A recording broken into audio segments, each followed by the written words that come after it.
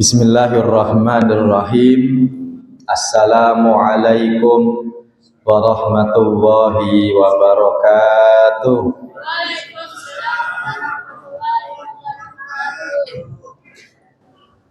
Alhamdulillahi rabbil alamin. Wassalatu wassalamu ala nabiyyina wa maulana Muhammad asyrafil anbiya'i wal mursalin wa ala alihi wa ashabihi ajma'in. Rabbi syrah li sadri wa yassir li amri wa hlul 'uqdatan min lisani yafqahu qawli, amma ba'du. Bapak-bapak, ibu-ibu, teman-teman jamaah sholat maghrib Masjid Jami Al Hidayah pagi hari ini, malam hari ini, tak lupa malam hari ini tak lupa saya awali kajian dengan berdoa memohon kepada Allah semoga bapak-bapak, ibu-ibu yang hadir selalu sehat walafiat, semoga rezekinya lancar, semoga istiqomah ibadahnya, meninggal husnul khatimah, amin ya rabbal alamin. Hari ini sedianya pekan pertama Ustadz Mufti Syafi'i, tapi beliau berhalangan, maka saya bergantian menggantikan beliau. Dan kali ini saya akan membahas tentang sholat jamaah berkaitan dengan hukum dan fadilahnya. Kalau kita bicara sholat jamaah, alhamdulillah Pak, malam hari ini kita bisa sholat maghrib secara berjamaah. Insya Allah nanti juga isya-nya juga secara berjamaah. Semoga istiqomah. Karena tidak semua orang Pak punya kesempatan untuk bisa sholat di masjid berjamaah. Ada yang mau tapi tidak mampu, ada yang mampu tapi tidak mampu. Tapi kalau Bapak, walaupun saya yakin Pak, kalau acara itu pasti ada, tapi masalahnya bukan ada waktu atau tidak, tapi seberapa prioritas. Contoh begini, Bapak, saya tanya, Pak, besok ada acara atau tidak? Kenapa Pak Ustadz? Saya mau ke rumah Bapak, mau main silaturahim, gitu Pak ya. Kalau diprioritaskan, meskipun Bapak besok ada acara, siap, ada Pak Ustadz, gitu Pak ya. Maka Pak, kadang-kadang itu bukan urusan punya waktu atau tidak, jadi prioritas atau tidak. Oke ya. Contoh Pak, suami istrinya bilang, Pak, nanti habis sholat jamaah mampir ke warung beliin mie ayam dulu ya, gitu Pak ya. Kira-kira Pak, suaminya mau nggak Pak? Nggak mau ya, nggak dapat ya Pak. Kan? Walaupun mungkin ada acara di rapat di masjid, walaupun ngobrol dulu, bentar, saya disuruh istri tadi ya Pak ya, suruh beliin apa? Ya, walaupun di masjid itu ketemu temennya Pak, tapi kan diprioritaskan, maka pasti akan punya waktu. Kan begitu Pak ya. Maka orang itu bisa sholat jamaah, kadang-kadang tidak ada urusan punya kegiatan atau tidak. Ya, karena semua orang pasti punya kegiatan. Tapi masalahnya Pak, waktu itu ada bukan karena ada, tapi diadakan. Dan alhamdulillah Bapak diberi kesempatan Allah, punya waktu, punya kemampuan, punya kemauan. Semoga sampai kita meninggal Pak, betul-betul kita menjadi salah satu dari 7 orang yang mendapatkan perlindungan dari Allah di bawah arasnya Pak, yaitu orang yang hatinya terpaut dengan masjid dimanapun berada. Karena orang itu Pak, kalau sudah ketemu masjid kok dia itu rajin, termasuk pengurus masjid, pindah tempat yang dicari pertama apa Pak? Masjid. Ya, mau ke mall nih, seneng ke mall, itu pengen nih kalau bisa yang ada apa? Masjidnya. Kan gitu Pak ya. Oke. Makanya saya yakin Bapak pindah ke Bintara sini itu pastinya Pak semua atas takdir Allah. Salah satu takdir terbaik kita ini Bapak dekat dengan masjid sehingga maghribnya jamaah, isanya juga berjamaah. Kenapa Pak? Karena kalau orang kok rumahnya jauh dari masjid kok bisa jamaah Pak, yang butuh effort atau butuh usaha itu ya nggak gampang ya Pak ya. Contoh Pak, Bapak tahu Pantai Indah Kapuk nggak Pak? Kira-kira ada masjidnya ya Pak ya? Ada ya. Tapi saya kemarin ke situ juga, masjidnya bagus Pak, bagus ya Pak ya. Tapi kayaknya Pak sebesar itu ya, masjidnya itu doang. Kayaknya loh yang saya tahu ya. Yang satu itu Al-Ikhlas gitu ya Pak ya, bagus sih. Tapi kalau Bapak kok rumahnya 5 kilo dari masjid, 5 kilo Pak ya, atau 10 kilo dari masjid, sholat maghrib ke masjid, kira-kira Pak kalau Bapak pulang isaknya ke masjid atau di rumah aja Pak? Di rumah aja kan gitu Pak ya. Kenapa Pak? Di Mekah Pak, haji Pak. Tapi kalau maktabnya kok harus naik bis sholawat, Bapak tahu bis sholawat Pak ya? Bis yang ngiterin ke maktab-maktab untuk membawa ke Masjidil Haram Pak ya, yang harus jalan dulu ke parkiran masjid terus jalan dulu ke masjidnya Pak. Itu ya banyak orang yang tidak ke masjid kan gitu ya, padahal di Mekah, padahal lagi haji, karena jauh dari masjid ya belum tentu ke masjid. Makanya Bapak alhamdulillah nih masjid kita nyaman Pak ya, nyaman fasilitasnya, nyaman jamaahnya ya Pak ya. Insya Allah Bapak kalau ke masjid kan enggak merasa tertekan kan kalau Kak Lida ya Pak ya. Wah ketemu itu lagi malas enggak gitu kan ya Pak ya. Ya enggak insya Allah Pak ya, karena kita yakin Pak ini menjadi wasilah kita, tempat ini menjadi wasilah kita untuk besok yaumul kiamah Bapak mendapatkan privilege keistimewaan. Semoga bareng-bareng nanti jamaah hidayah Pak masuk surga tanpa hisab, amin ya robbal alamin. Hanya saja kalau ditanya pertanyaannya gini, kalau ditanya manakah tempat yang paling utama untuk sholat, apakah A. masjid, B. rumah, kira-kira mana Pak? Atau sebaik-baiknya tempat sholat itu di mana? A. masjid, B. rumah.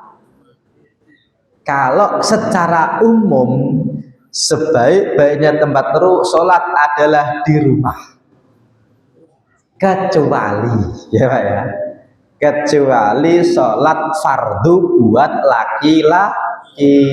Maka dalam hadis sahih riwayat Imam Bukhari Pak, Nabi bilang gini, inna afdolas sholati, sesungguhnya sebaik-baiknya sholat, sholatul mar'i, sholatnya seseorang, fi baitihi, yaitu di rumahnya, illal maktubata, kecuali sholat fardu.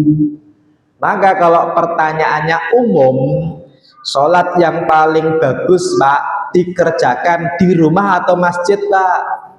Rumah, ada hadisnya. Tapi kalau sholat fardu bagi laki-laki, tempat yang paling utama untuk sholat di rumah atau masjid?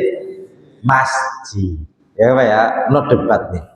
Makanya Nabi dalam kesempatan lain mengatakan gini, ij'alu fi buyutikum min sholatikum, sholatmu juga kasihlah bagiannya untuk di rumah. Kenapa Pak? Wala tattakhiduha kuburan, jangan jadikan rumahmu seperti apa? Kuburan. Oke Pak ya. Makanya Pak, Nabi itu kalau sholat fardu di masjid, sholat sunnah meskipun rumahnya nempel masjid, meskipun kamarnya sempit, yang sujud saja Pak harus nyingkirin kaki istrinya Pak. Gitu aja sholatnya di rumah atau masjid? Rumah. Kalau Bapak kok rumahnya nempel masjid, Kok di rumah misalnya nggak nyaman karena mungkin cuma pakai kipas. Kalau di masjid kok bisa nyalain AC, Pak.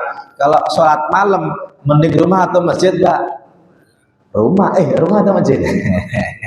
Tentu selain sholat fardu, Nabi selalu mengerjakannya di rumah, walaupun ya kadang-kadang di masjid. Makanya Pak, sampai qobliyah dan ba'diyah pun itu di rumah atau masjid? Rumah. Kalau Bapak tiru bisa alhamdulillah, tapi kayaknya susah.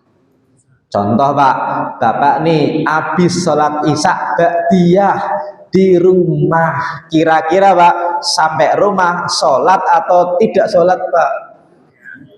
Kayaknya urusannya udah lain ya Pak ya. Nah, kenapa? Ya bisa jadi di tengah jalan Pak, ngobrol dulu Pak ya. Ketemu nih besok kerja, iya nih berangkat pagi, kan gitu Pak ya. Nyampe rumah, oh udah urusannya lain. Apalagi qobliyah Pak, qobliyah subuh nih, Bapak nunggu azan, selesai azan baru sholat 2 rakaat, baru berangkat ke masjid Pak. Ya insya Allah imamnya sudah takbiratul ihram, bahkan ya kadang-kadang sudah selesai sholat. Kenapa Nabi bisa qobliyah ba'diyah di rumah Pak? Karena rumahnya nempel masjid. Ya Pak ya.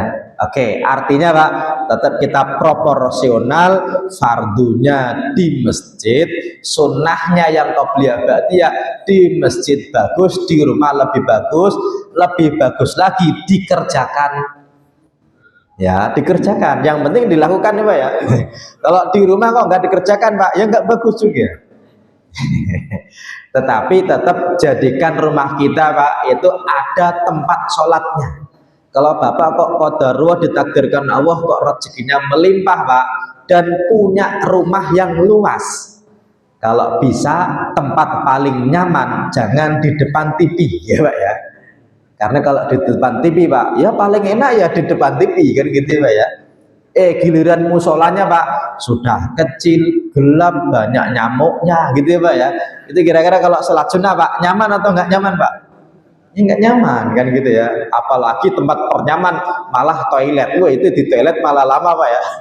Kadang-kadang kan ada orang punya toilet nyaman nih, ada AC-nya, ada TV-nya, itu ya lama nih di toiletnya. Tapi kalau sholatnya kok di musola khusus di rumah, yang AC-nya bagus, pencahayaannya bagus, di situ bisa sholat wangi Pak. Kalaupun berlama-lama di situ istimewa. Ini kan yang ditanyakan adalah tempat sholat terbaik, jawabannya di rumah kecuali sholat fardu. Kemudian yang berikutnya, kalau kita bicara mengenai sholat jamaah, ini memang apa ya namanya, saya akan membahas langsung sini dulu ya tentang hukumnya Pak. Kalau tadi kita memang bicara mengenai sholat jamaah bagi laki-laki khususnya sholat fardu. Tetapi kalau perempuan bagaimana Pak Ustadz? Kalau perempuan itu agak beda. Bedanya begini Pak. Dalam suatu kesempatan, ini kurang gede tulisannya. Ada seorang sahabat Nabi namanya Ummu Humaid As-Sa'idi. Beliau itu istrinya Abu Humaid As-Sa'idi. Dia bilang kepada Nabi gini, Nabi, aku seneng kok sholat bersama engkau di masjid. Nabi Pak tidak mengcounter, tidak menyalahkan, tapi Nabi menvalidasi. Gini, ya Bu, aku tahu engkau senang sholat di masjid bersamaku, gitu Pak. Tapi kata Nabi, sholatnya perempuan Pak di kamarnya lebih bagus daripada di ruang tamunya. Di ruang tamunya lebih bagus daripada di masjid kampungnya. Di masjid kampungnya lebih bagus daripada di masjidku. Ini kata Nabi kepada perempuan istrinya Abu Humaid As-Sa'idi. Setelah ibu-ibu dengar begitu Pak, terus dia perintahkan kepada suaminya untuk membuatkan masjid di rumahnya. Yang mana tempat sholat di rumah di zaman Nabi tidak disebut musola, namanya apa Pak? Masjid. Kita pernah bahas nih di kesempatan yang lalu dalam bahasa Arab Pak, tempat sholat itu kadang-kadang musola, kadang-kadang masjid. Kalau musola identiknya adalah tanah lapang yang digunakan untuk sholat Idul Fitri, Idul Adha. Namanya apa Pak? Musola. Kalau masjid artinya tiga. Yang pertama, bumi Allah itu sendiri, ya, karena Allah jadikan bumi itu masjid untuk tempat sujud Pak. Dimanapun berada kita boleh sholat. Yang kedua, tempat sholat 5 waktu seperti kita, ya Pak ya. Yang ketiga, tempat sholat khusus di rumah itu juga disebut dengan masjid. Meskipun orang Indonesia nyebutnya dengan musola. Oke ya. Makanya waktu itu Pak, setelah itu perempuannya atau istrinya Abu Hamid As-Sa'idi sholatnya di rumah. Makanya buat ibu-ibu, kalau ditanyakan mana tempat utama untuk sholat jamaah atau sholat fardu, jawabannya di mana Pak? Di rumah. Kalau variabelnya satu, sholat jamaah saja.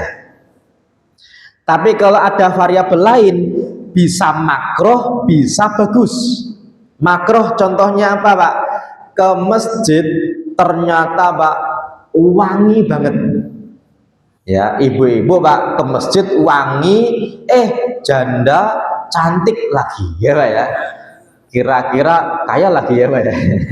Kira-kira bapak-bapak jamaahnya itu Pak tuh semangat gak Pak? Semangat, wah itu datang lagi ya Pak ya. Wah, kan gitu ya. Ya berarti bagus dong Pak Ustadz, jamaahnya semangat.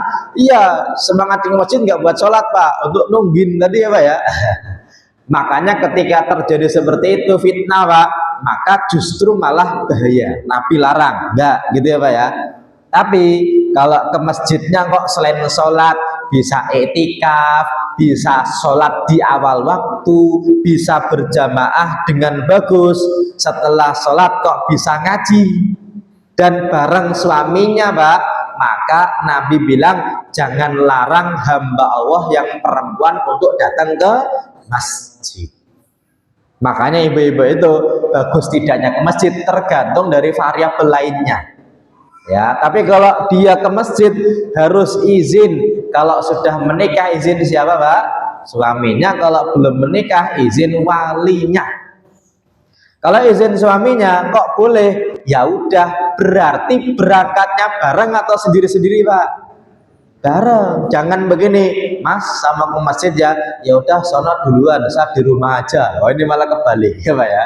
Nah, ini malah nggak bagus. Kenapa? Suaminya di rumah malah istrinya ke masjid.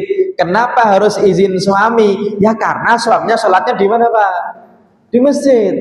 Suaminya di mana? Di masjid. Maka istrinya izin. Izinnya gini, Pak ikut ya gitu Pak. Ayo kan gitu Pak ya. Oke, apalagi sholat subuh di masjid, ngaji nih, apalagi jadi panitia konsumsi. Selesai ngaji matahari terbit sholat 2 rakaat Pak, fadilahnya setara haji dan umroh. Maka untuk perempuan bagus tidaknya ke masjid tergantung variabel selain dari sholat itu sendiri. Oke ya. Yang berikutnya, kalau kita bicara mengenai zaman Nabi, memang Masjid Nabawi itu Pak sangat-sangat sederhana Pak ya. Kalau kita lihat ini kan, ini kira-kira saja nih, saya sudah pernah sampaikan juga nih, bawahnya pasir, kemudian juga atapnya nggak banyak Pak, yang depan yang belakang saja, yang belakang juga buat bapak-bapak tidur di masjid, namanya ashabus suffah gitu ya. Kemudian Nabi itu rumahnya itu ya samping masjid situ Pak, samping situ tuh kan istrinya banyak tuh, ya kadang ke sono gitu Pak ya. Makanya ketika Nabi itu qobliyah ya tinggal di rumah saja Pak. Ketika Nabi itu udah masuk ke pintu tuh, kita kan ada pintu tuh nempel dengan masjid Pak, itu baru Bilal iqomah. Makanya Pak, kalau konteksnya imam kita di zaman hari ini agak beda. Bedanya gini, Nabi itu ketika sholat Jumat itu ya nggak tahiyatul masjid, dia langsung ke mimbar kan gitu Pak ya. Oke ya, dalam banyak kasus itu tidak disebutkan beliau tahiyatul masjid tapi langsung ke mimbar gitu ya. Kenapa? Ya karena beliau nggak duduk dulu. Ya, beliau itu kalau qabliyah Pak, ya di rumah saja kan gitu ya. Bilal itu azan, beliau di rumah. Selesai azan, beliau sholat. Setelah sholat baru kemana? ke masjid dan nggak duduk Pak, langsung ke imaman. Kalau langsung ke imaman baru Bilalnya apa Pak? Iqomah. Bahkan Bilal iqomah itu ketika Nabi itu di pintu gitu Pak, Bilalnya langsung berdiri iqomah Pak. Jadi Bilal itu iqomahnya kalau ngelihat Nabi masuk ke masjid. Cuma sahabat Nabi ketika sudah iqomah nggak usah buru-buru berdiri kalau zaman itu Pak konteksnya. Kenapa Pak? Bisa jadi sudah iqomah, Nabi ngobrol dengan orang lain dulu nih, ketemu salaman, oh iya kan gitu Pak ya. Kalau nanti sudah melihat Nabi menuju mimbarnya atau menuju mihrabnya, baru jamaahnya berdiri. Itu konteksnya di zaman dulu Pak. Makanya kalau kita lihat hadis Pak, kita harus melihat kira-kira nih hadis itu kan tidak berdiri sendiri Pak. Pasti kan ada sejarah prakondisinya Pak ya.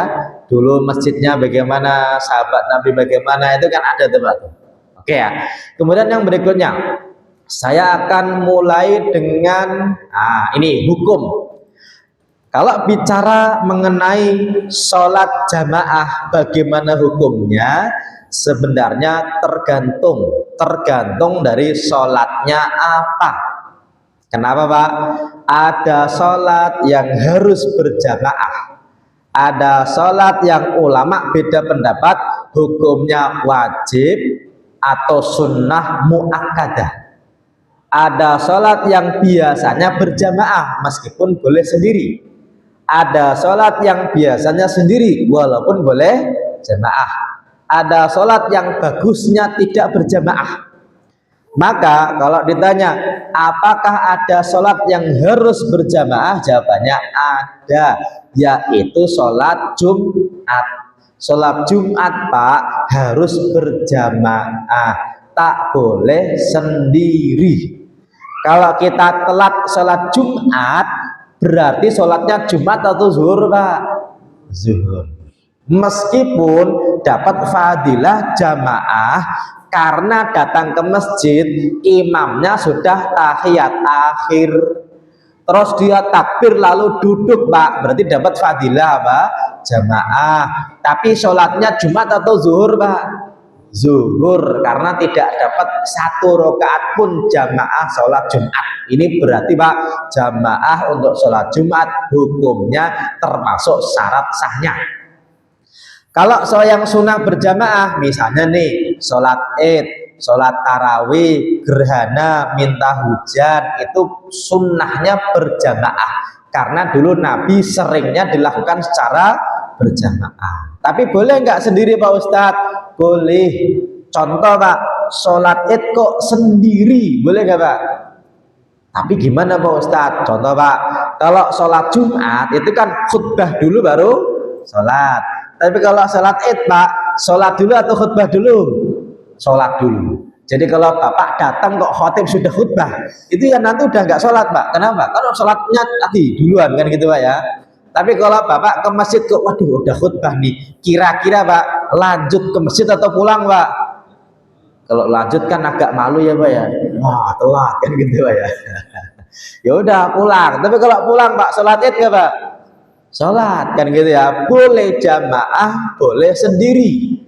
Kalau jamaah bareng istrinya, anak-anaknya Pak, boleh ada khutbahnya, boleh nggak ada khutbahnya. Kalau ada khutbahnya gini, Pak kita telat nih, ayolah sholat di rumah kan gitu Pak ya. Ayo, terus yang khotib siapa? Bapak lah. Oke, nanya Google Pak ya. Atau nanya Gemini, buatkan teks khutbah id yang nyinggung sedikit istri ya Pak ya. Judulnya taat kepada suami perintah agama gitu Pak ya. Ketemu tuh Pak tuh, jamaah yang dirahmati Allah. Dalam Islam seorang istri itu cara masuk surganya gampang, yang penting kerjakan 4 hal: sholatnya, puasanya, kemaluannya dijaga, dan taat kepada istri kan gitu Pak ya. Ini kan kapan lagi Bapak menceramai istrinya Pak?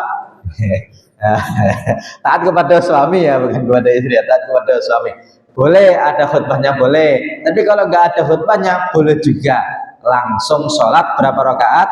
2 rakaat, takbirnya ya ditambah ada takbir zawaid 7 dan 5. Oke ya, ini kalau sendiri. Tarawih ya boleh sendiri, gerhana sendiri, istisqa boleh sendiri, termasuk nanti Pak sholat jenazah juga boleh sendiri. Oke Pak ya, itu yang biasanya jamaah ya boleh sendiri. Kemudian ada yang sifatnya boleh saja, misalnya tahajud bagus sendiri tapi ya boleh jamaah, duha bagus sendiri boleh jamaah, hajat boleh sendiri bagus jamaah. Tapi nanti ada juga Pak yang ulama beda pendapat terkait apa? Nabi kerjakan dan tidak pernah jamaah itu boleh atau tidak? Contohnya apa Pak?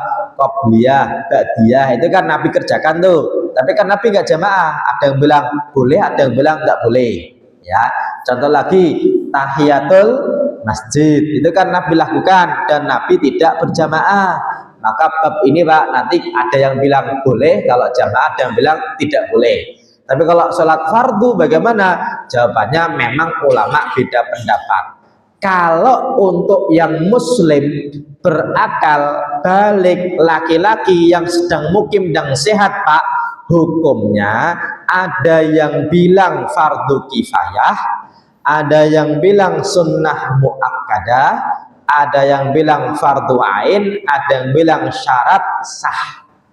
Kalau untuk orang ini nih muslim berakal balik laki-laki yang sedang mukim dan sehat. Artinya kalau dia muslim tapi tidak berakal ya udah di rumah boleh, ke masjid silakan asalkan nggak mengganggu. Oke ya. Muslim berakal tapi belum balik, anak kecil nih boleh nggak ke masjid Pak? Boleh ya Pak ya, bahkan kalau 7 tahun Pak malah diajak ke masjid. Tapi kalau di bawah 7 tahun nih 3 tahun, 4 tahun itu ya tergantung bapaknya Pak bisa mengkondisikan atau tidak. Kalau 3 tahun diajak ke masjid kok tidak bisa mengkondisikan, maka bagusnya anaknya di rumah saja. Takutnya nanti jamaahnya tidak nyaman. Kenapa Pak? Sholat jamaah 3 tahun nih sudah bisa diomongin nggak Pak? Susah ya Pak ya. Nak duduk diam Pak. Tapi rokat pertama lari-lari ya di depan apa jamaah. Bahkan bisa jadi di imaman pecinya imamnya Pak diambil ya Pak ya, dilempar gitu kan. Kadang-kadang kalau masih 3 tahun 4 tahun itu kan belum bisa dikondisikan. Tapi kalau 5 tahun bisa. Kalau 7 tahun pastinya malah disuruh ngajak ke masjid, walaupun nanti bicaranya mengenai barisannya. Tapi kalau sudah balik ya udah berarti sholatnya di masjid, laki-laki mukim dan sehat. Hukumnya kebanyakan mengatakan fardu kifayah, walaupun dalam madzhab Syafi'i ada yang bilang sunnah muakkadah, ada juga yang fardu ain, ada yang bilang syarat sah. Walaupun Pak nanti ada dalilnya masing-masing. Yang mengatakan fardu ain dan syarat sah, dalilnya apa? Dalilnya adalah Nabi pernah mau membakar rumah bagi orang yang tidak ke masjid. Hadisnya begini Pak, aku itu pengen, kata Nabi, kalau nanti suatu ketika saya suruh orang untuk azan, setelah selesai azan saya suruh orang untuk jadi imam sholat. Ya jadi yang imam bukan Nabi Pak. Setelah itu aku pengen datang ke rumah-rumah yang ada laki-lakinya yang tidak ke masjid, aku pengen bakar rumahnya.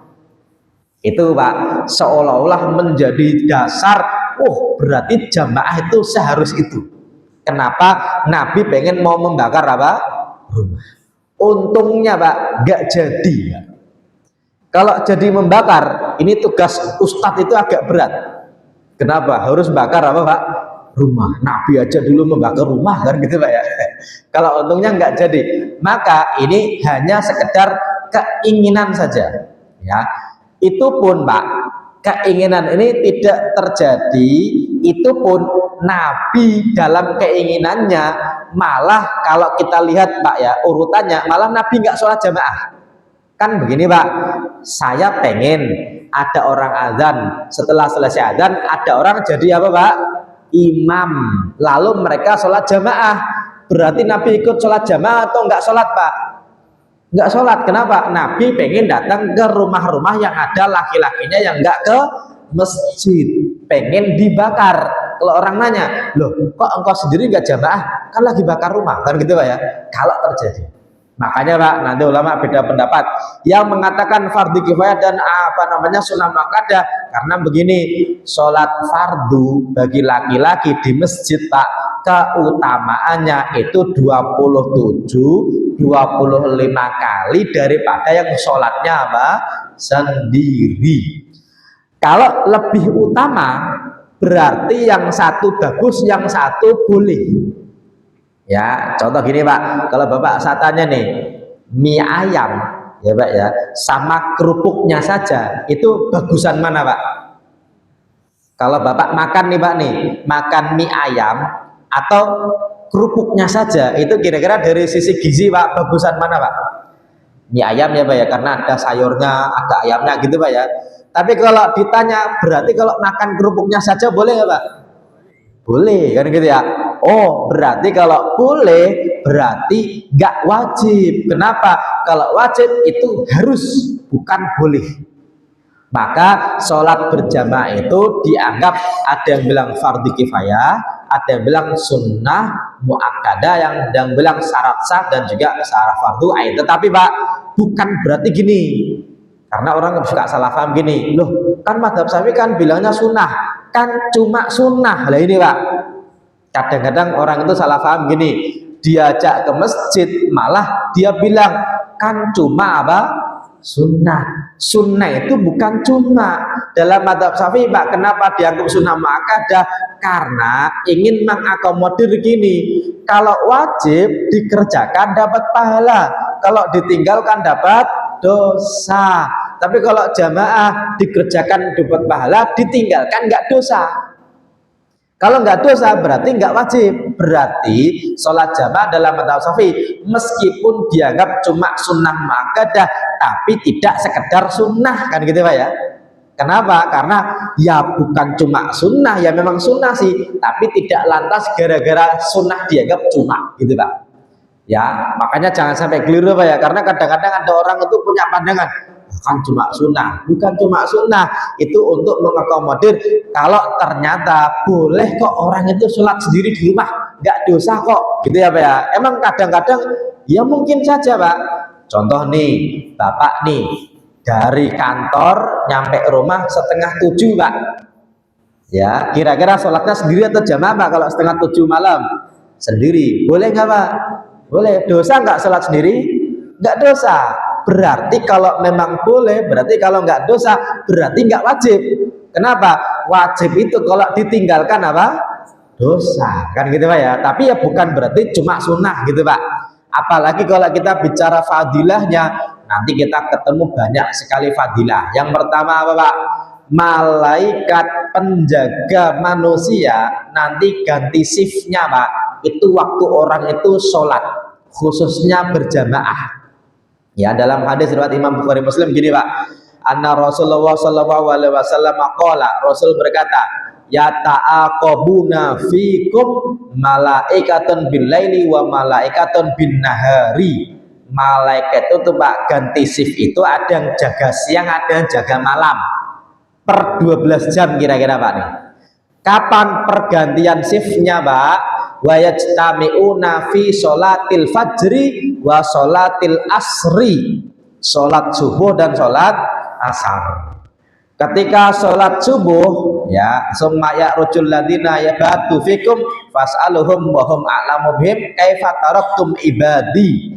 Ketika ganti shift tadi Pak, malaikatnya lapor kepada Allah, padahal Allah lebih tahu Pak. Ditanya gini, hambaku waktu kamu tinggalin lagi ngapain? Oh, lagi jamaah, kan gitu Pak ya. Oke, terus Pak, malaikatnya kan yang udah datang tuh, udah pergi tuh. Yang datang gini, waktu kamu datang dia lagi ngapain? Lagi jamaah, gitu Pak. Lagi sholat juga, gitu Pak ya. Nah itu Pak, berarti dua malaikatnya laporan ketika kita sedang sholat, apalagi berjamaah. Ya, subuh dan asar. Dan memang Pak, dua sholat itu ya gampang-gampang susah. Kalau saya tanya nih Pak nih, dari 5 waktu Pak, yang paling banyak jamaahnya sholat apa Pak? Maghrib no debat ya Pak ya. Oke. Yang kedua apa nih? Ya isya lah, karena juga sudah santai.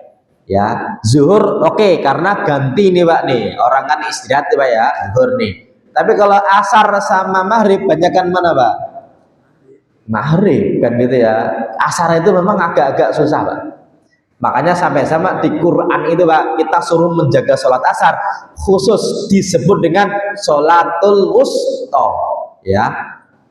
Apa namanya? Hafidhu ala sholawati was sholatil wusta. Ya, jagalah sholat-sholat dan sholat yang wusta. Para ahli tafsir bilang sholat wusta itu ya sholat apa Pak? Asar, gitu ya. Oke, kalau sholat subuh Pak, gampang atau susah? Ya gampang-gampang susah. Bagi yang bapak-bapak yang sudah rajin ya gampang Pak. Tapi bagi orang yang nonton bola kok selesai jam setengah 4, selesai jam berapa Pak? Jam 2 sampai jam setengah 4-an Pak ya. Itu kalau ketiduran Pak, kira-kira bangun-bangun jam berapa Pak?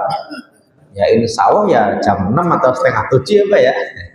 Kalau yang main malam Pak ya, itu Pak ya memang berat. Makanya dua malaikat itu bergantiannya Pak, itu dalam keadaan kita sholat. Dan insya Allah kalau kita dalam keadaan jamaah Pak, berarti dilaporinya itu ya istimewa. Seperti gini Pak, saya ini kesini nih ketemu Bapak pakai baju putih, besok lagi ketemu lagi Bapak pakai baju putih, itu Pak bayangan saya berarti Bapak selalu pakai baju putih. Padahal Pak, saat datang hari ini pakai baju putih, besoknya pakai abu-abu, besoknya merah, besoknya apa gitu ya Pak ya. Datang lagi ketemu pakai baju putih. Berarti seolah-olah sepanjang saya ketemu dengan Bapak, Bapak pakainya apa Pak? Putih. Ya, ini dua nih istimewa. Kemudian yang berikutnya, hati terpaut dengan masjid itu di bawah akhir tadi yang saya sampaikan tadi ya, ada 7 orang Pak yang termasuk mendapatkan perlindungan dari Allah, di mana tidak ada perlindungan lain kecuali dari Allah Pak. Yang satunya adalah orang yang hatinya terpaut dengan masjid. Oke. Yang berikutnya Pak, disiapkan surga. Dalam hadis riwayat Imam Bukhari gini, man ghada ilal masjidi wa roha, siapa yang pulang pergi Pak ke masjid, a'addahu lahu nuzulahu minal jannati kullama ghada aw roha. Allah langsung pesankan ketika berangkat ke masjid, dipesankan kafling di surga. Amin ya Pak ya. Kayak gini Pak, Bapak bilang ke anaknya, nah yuk ke masjid, nanti kalau datang ke masjid aku pesenin mainan, gitu Pak ya. Oke, kira-kira senang nggak anaknya Pak? Senang. Kalau Bapak dipesenin Pak, dapat kafling di surga, kan gitu Pak ya. Ini salah satu janji dan hadisnya sahih Pak ya. Kemudian yang berikutnya, lebih utama daripada sholat sendiri. Ya, ini yang sangat terkenal nih. Sholatul jamaati tafdulu sholat al-fadhi bisab'in wa isyrina darajah. Sholat jamaah lebih utama daripada sholat sendiri, yaitu 27 level. Oke. Kemudian Pak, kalau orang yang sholatnya isya di masjid, subuh di masjid, bahkan sepanjang malam, walaupun dia ngobrol, walaupun dia main badminton, walaupun dia main karambol Pak, sepanjang malam dicatat sedang sholat. Hadisnya gini Pak ya, man sholal isya'a fi jama'atin, siapa yang sholat isya berjamaah, oke ya, faka'annama qoma nisfal laili, seperti sholat setengah malam. Kemudian waman sholat subha fi jama'atin, siapa yang sholat subuh berjamaah, faka'annama sholal laila kullahu, seperti Pak malam ini kalau nanti subuhnya Bapak juga ke masjid, berarti hari ini malam ini Bapak dianggap sepanjang malam sedang ngapain Pak? Sholat. Dan jangan-jangan Pak, itu yang nanti kabar yang menggembirakan, berarti seolah-olah semalaman kita lagi sholat walaupun tidak lagi sholat, kan gitu Pak ya. Orang itu Pak walaupun sedang jalan-jalan, tapi kok di kantornya bilang WFA, work from anywhere. Anywhere nih Pak nih, bukan work from home nih Pak nih, lagi ke puncak sama anaknya gitu Pak ya. Karena WFA Pak, kira-kira walaupun lagi jalan-jalan akhir bulan digaji ya Pak? Digaji ya Pak ya, karena dianggap sedang kerja. Orang itu kalau dianggap sedang sholat, walaupun nggak lagi sholat, ya udah tetap digaji seperti orang sholat Pak. Bapak nih ke kantor, ternyata hari itu Pak lagi ada acara kantor dan tidak kerja. Walaupun kita di kantor kok makan-makan, ngobrol-ngobrol gitu Pak ya, karena kita dianggap lagi kerja. Kira-kira Pak, pulang-pulang itu dianggap kerja atau enggak Pak? Dan kerja. Dapat gaji ya Pak? Dapat. Kalau istiqomah sepanjang hidup Pak, ini kayaknya ini ya surga dekat ya Pak ya. Amin ya robbal alamin. Tetapi Pak, harus isaknya di masjid, subuhnya di masjid. Makanya tugas Bapak nanti insya Allah subuhnya di mana Pak? Di masjid ya Pak ya. Amin ya Pak ya. Oke ya.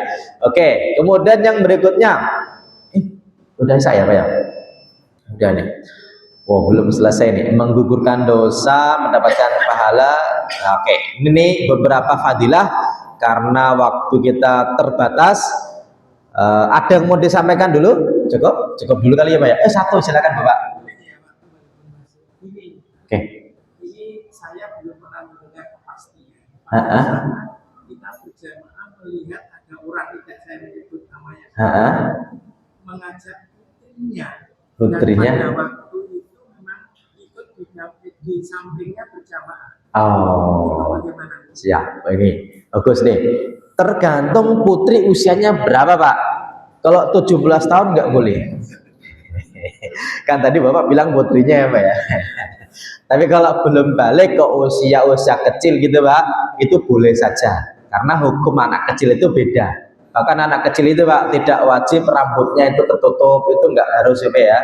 Tapi kalau tertutup kok dia ikut barisannya, setidaknya jangan di depan.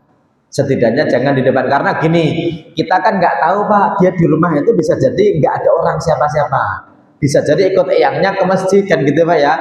Makanya kalau ada orang seperti itu sadar dirinya apa Pak? Kalau bisa jangan di mana, di depan, kalau bisa ya melipir ke samping biar putrinya itu mepet tembok, dianya yang di samping sini, dia di tembok. Itu kan untuk kenyamanan bersama. Karena kadang-kadang ini sudah bawa anak kecil nanti kabur Pak, malah di belakang imam kan gitu Pak ya. Ya itu kan namanya nggak pas gitu ya. Tetapi kalau masih kecil itu boleh-boleh saja. Insya Allah nanti kita akan bahas di pertemuan berikutnya tentang jamaahnya anak kecil, bagaimana. Kalau kita ada waktu kita akhiri dengan sama-sama baca hamdalah alhamdulillahirabbil alamin dan juga kafaratul majlis subhanakallahumma wa bihamdika asyhadu an la ilaha illa anta astaghfiruka wa atubu ilaik. Wala faminkum. Assalamualaikum warahmatullahi wabarakatuh.